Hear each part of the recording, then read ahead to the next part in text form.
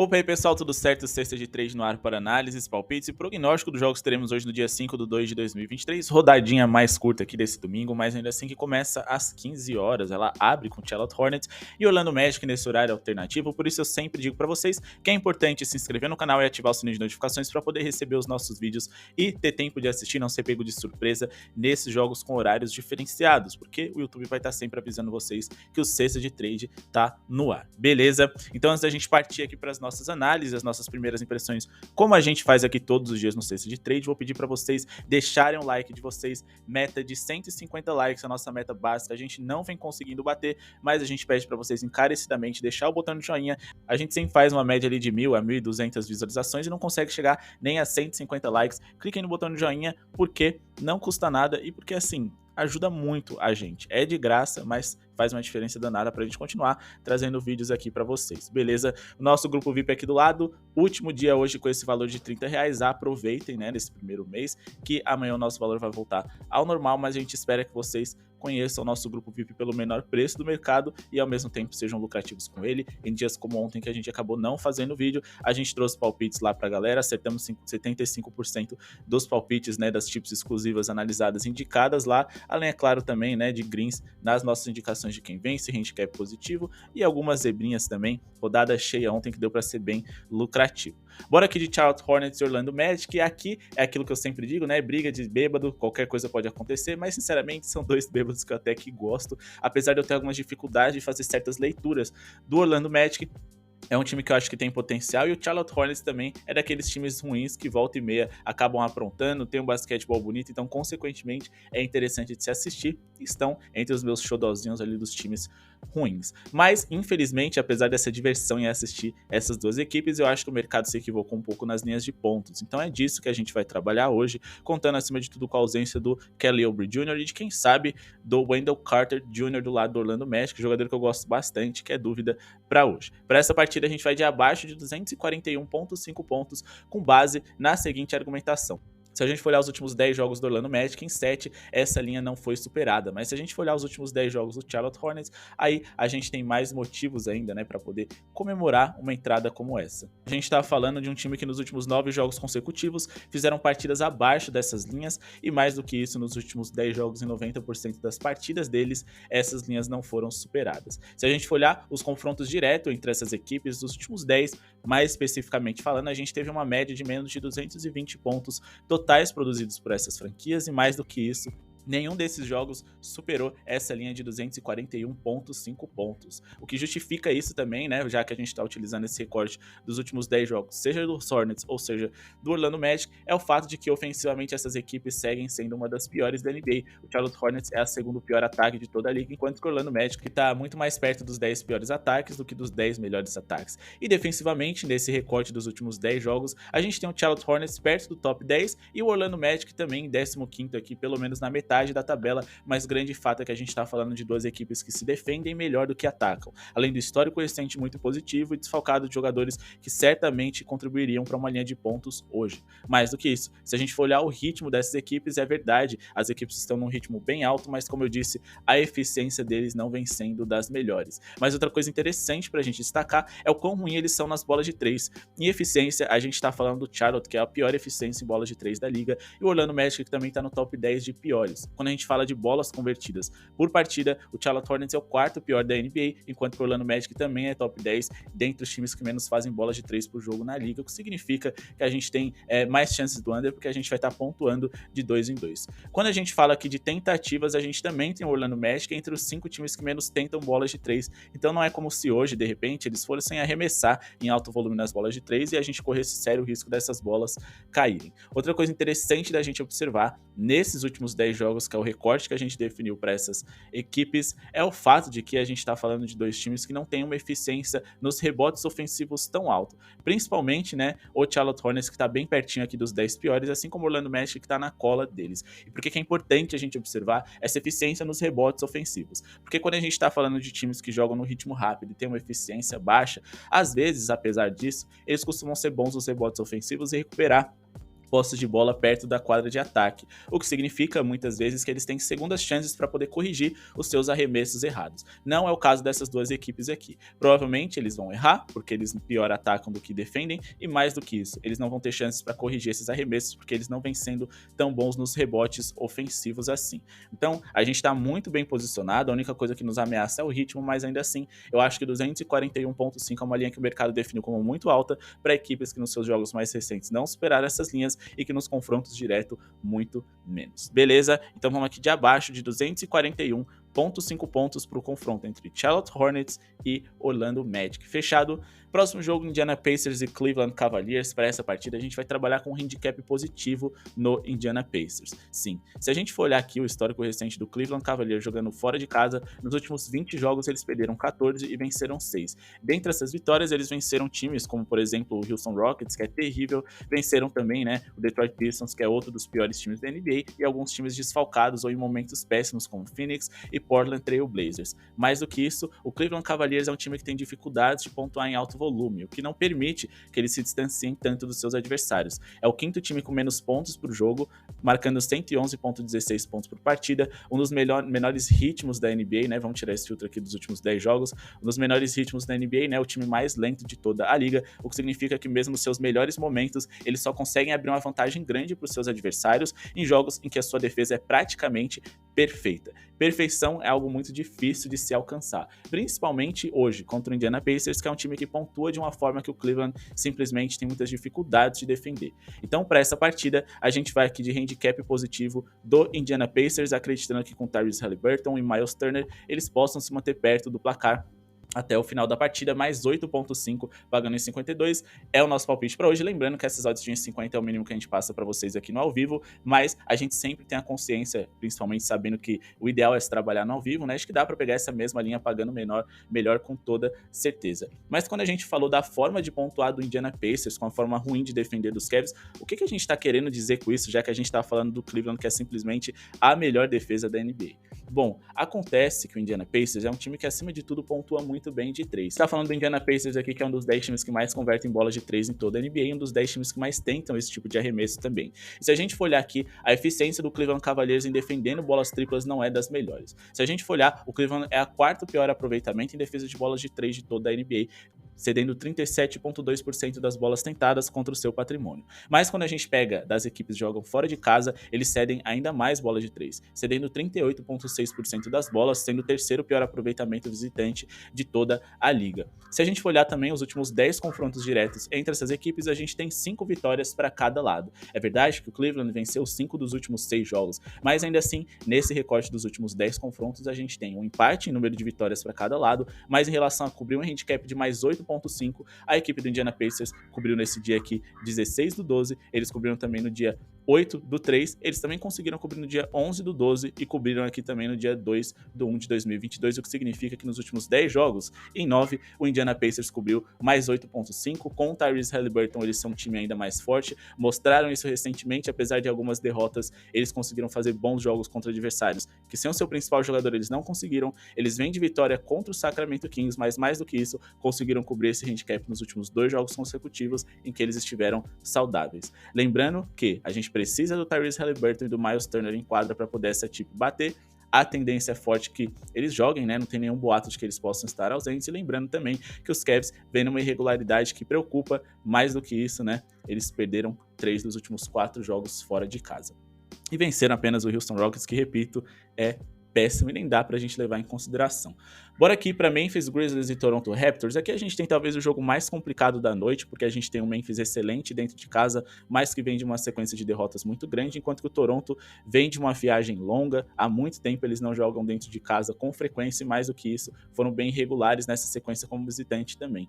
Então a gente tem dois times em uma fase não muito boa. Certamente, é óbvio, um deles vai poder quebrar essa sequência negativa hoje. Mas o grande ponto é que a gente tem mais certezas do lado do Toronto Raptors e muitas dúvidas do lado do Memphis. que teve muitas dificuldades quando Steven Adams saiu e podem vir hoje sem seus dois melhores jogadores indicados para o All-Star dessa temporada 22-23, Ja Morant e Jaren Jackson Jr. Provavelmente seu melhor jogador ofensivo e seu melhor jogador defensivo. O jogador que organiza as ações da equipe, mais do que isso, Jaren Jackson, que certamente seria imprescindível para que a defesa do Memphis continue uma das melhores. O Memphis Grizzlies recentemente teve uma queda no seu lado defensivo, mas também tiveram dificuldades no lado ofensivo, e a gente sabe que o Toronto pode ser que tenha um salto defensivo, porque a gente já viu essa equipe com esses mesmos jogadores e mesmo técnico jogar muito no lado da defesa. Então é um jogo que eu acho que a gente precisa tomar cuidado acima de tudo, evitar ele. Geralmente nesses jogos eu gosto de ficar a favor do mandante, mas ainda assim a gente precisa ter certeza de que Ja Morant e Jaren Jackson estarão em quadra. Até que isso aconteça, eu acredito que o handicap positivo do Toronto Raptors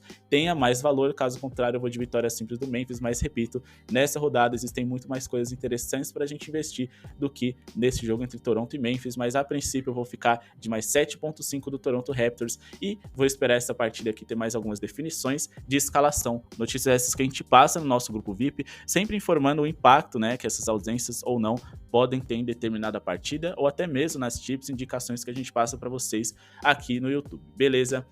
Próximo jogo aqui, a gente tem New York Knicks e Philadelphia 76ers. Bom, a gente tem um New York Knicks que tem uma queda vertiginosa recentemente. E a gente tem também um Philadelphia 76ers que vem numa sequência incrível. Eles simplesmente venceram 90% das últimas 10 partidas que tiveram, enquanto que o New York Knicks teve uma queda muito grande. Perderam 70% das últimas 10 partidas e mesmo dentro de casa eles não conseguiram responder, perderam a maioria dos jogos que fizeram. Venceram jogos duros contra times lentos e com características até que parecidas ao do Philadelphia 76ers, como o Miami Heat e o Cleveland Cavaliers. Mas ainda assim, não dá pra gente levar em consideração isso, principalmente pelo fato de que a gente tá falando de um Philadelphia que é muito superior e regular a esses dois times dos quais eles conseguiram vencer. Para essa partida, eu vou trabalhar com duas coisas que eu acho interessante, mas no final das contas eu vou falar para vocês qual é a minha preferida. A gente tem muitos argumentos, né, para acreditar na vitória dos 76ers e também muitos argumentos para acreditar que o jogo vai passar os 219,5 pontos. Bom, se você gosta de trabalhar com pontos, eu iria aqui nesse over. Eu acho que o mercado definiu linhas muito baixas para aquilo que as equipes vêm apresentando, mas acima de tudo pela forma como eles vêm jogando. Mas eu também acho interessante a gente trabalhar com a vitória dos 76ers. Então, como a gente está vivendo uma NBA que vive uma das temporadas mais ofensivas de sua história, e, ao mesmo tempo, com mais zebras também, não que se o New York Knicks for vencer eu vou considerar uma grande zebra, né? Eu acho que faz mais sentido a gente trabalhar com pontos, tá? Essa é a minha preferida, mas a minha segunda seria a vitória simples dos 76ers, principalmente porque também, né, o Philadelphia 76ers tem aqui o Embiid como dúvida. Lógico que toda essa análise que eu vou fazer é contando com a presença do camaronês, ok? Bom, nesses últimos 10 jogos aí mais recentes, vamos utilizar esse recorte porque mostra o quão dominante o 76ers foi e o quanto que o New York Knicks caiu. A gente pode observar algumas coisas, que esses times estão atacando muito melhor do que defendendo, mas muito mesmo. O Philadelphia foi o quarto melhor ataque da NBA nesse recorte aí que a gente está definindo para vocês, enquanto que o New York Knicks esteve por muito pouco ali do top 10 de melhores ataques nesse período. Agora, defensivamente, a equipe do New York Knicks foi a terceira pior defesa da liga, enquanto que o 76ers também esteve bem perto ali, né, dos 10 piores setores defensivos da NBA nesse recorte. Os dois times são lentos, é verdade, mas eu acredito que o ritmo da partida é o nosso único inimigo aqui dentro, já que o New York Knicks foi o time mais lento desse recorte, o Philadelphia 76ers o 10º time mais lento. Mas ainda assim, eu acho que a gente tem muito potencial para ter um jogo bem produtivo, principalmente porque a gente está falando de Joel Embiid, o cestinha da NBA na temporada passada, um jogador que vem jogando muita bola, que vai encarar o New York Knicks, que piorou muito defensivamente e vem ser seu principal defensor de aro, Mitchell Robinson, mais uma vez. Então, a gente tem aqui times que podem produzir mais ofensivamente do que defensivamente, times com poder de fogo e qualidade técnica bem interessante, mas acima de tudo, ataques que vêm funcionando muito mais do que suas defesas. Outra coisa interessante da gente observar é que essas equipes se enfrentaram 2 vezes nessa temporada. E mais do que isso, mesmo que por muito pouco, a gente teve uma média de pontos produzidos entre essas duas equipes acima do que a gente busca hoje, e um jogo mais bem pontuado quando aconteceu em Nova York, coisa que vai acontecer hoje, mais do que isso, no jogo mais recente entre essas franquias, superando os 220 pontos em 3 dos últimos 4 jogos direto. Lembrando que, também que em 5 das últimas 6 partidas do Philadelphia, eles conseguiram superar essa linha dos 220 pontos. E também, né, em 4 das últimas 5 partidas do New York Knicks, a gente também conseguiu superar essas linhas aqui, ficando abaixo somente contra o lento e pouco produtivo ofensivamente Miami Heat, beleza? Bora aqui para Minnesota Timberwolves e Denver Nuggets. Aqui a gente tem muitas possibilidades para poder estar investindo. gosto muito dessa partida e das possibilidades que elas podem nos oferecer, principalmente com o jogador. Então, a gente acredita que a equipe do Denver Nuggets, caso o Jamal Murray e também o Nikola Jokic joguem, eles são favoritos. Eu não entendi muito bem essas linhas estabelecidas pelo mercado, já que o Denver Nuggets é o líder da Conferência Oeste, e quanto que o Minnesota Timberwolves ainda brigam, né, por uma classificação ali para os playoffs, então para mim não faz muito sentido. Bom, não consegui entender muito bem essas linhas, então sim, eu vou de handicap positivo aqui pro Denver Nuggets. Acredito que eles cubram esse handicap, por mais que joguem fora de casa, é um time mais qualificado, foi uma das boas defesas do mês de janeiro e ofensivamente não tem nem comparação com o Minnesota Timberwolves. Vamos aqui de mais 6.5 pro Denver Nuggets, indicando eles como a principal zebra da noite, caso vocês queiram ir de vitória simples, beleza?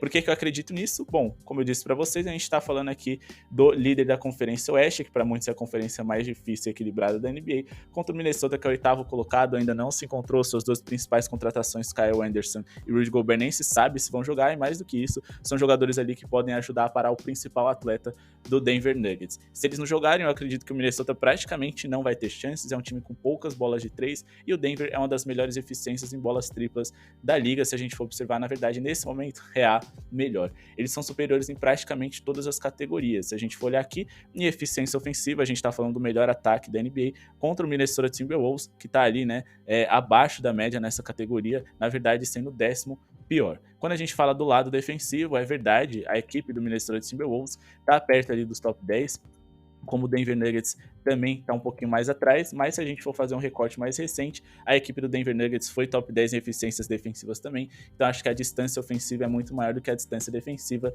entre essas equipes, e óbvio, o Minnesota só é essa defesa que é se o Rudy Gobert estiver em quadra.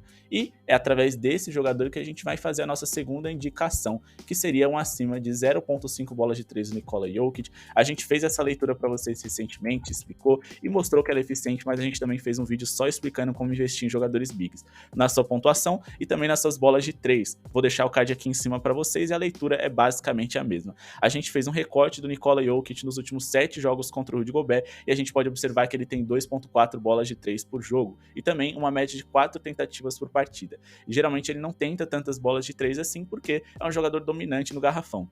Mas o Rudy Gobert é um dos melhores defensores de aro da história da liga, e é um jogador que você precisa tirar ele daquele setor para que os outros jogadores da sua equipe consigam infiltrar com mais facilidade. Como você faz isso? Simplesmente pegando o seu pivô, que é o jogador que vai fazer ali um embate com ele, né? Abrindo ele para o perímetro para poder atrair o Rudy Gobert para fora, mas como você vai fazer isso? Só se você for um jogador perigoso no perímetro, seja armando as jogadas ou seja arremessando de 3. Então o Jokic, não só com o objetivo de acertar, lógico que se acertar ainda é melhor, né? Mas ele vai arremessar de 3 em alto volume para que o Rudy Gobert pense, cara, ele é uma ameaça fora do garrafão, preciso correr atrás dele. Correndo atrás dele, tudo vai fluir melhor.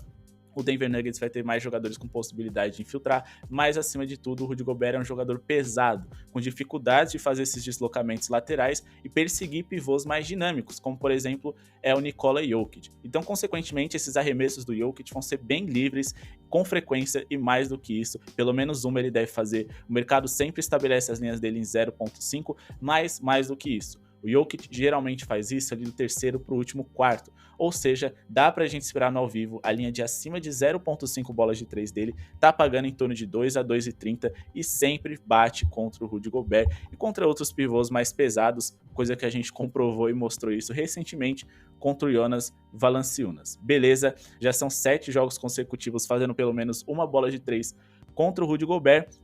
E mais do que isso, um aproveitamento excelente aqui de mais de 60% nessas tentativas de arremesso. Geralmente o Nikola Jokic na transição ofensiva ele chega atrasado até de propósito, justamente para pegar toda a defesa adversária recuada e ele simplesmente receber do armador e arremessar de 3 de frente para o alvo. Então, over 0.5 bolas de 3 do Nikola Jokic é o meu palpite preferido para jogador nessa partida.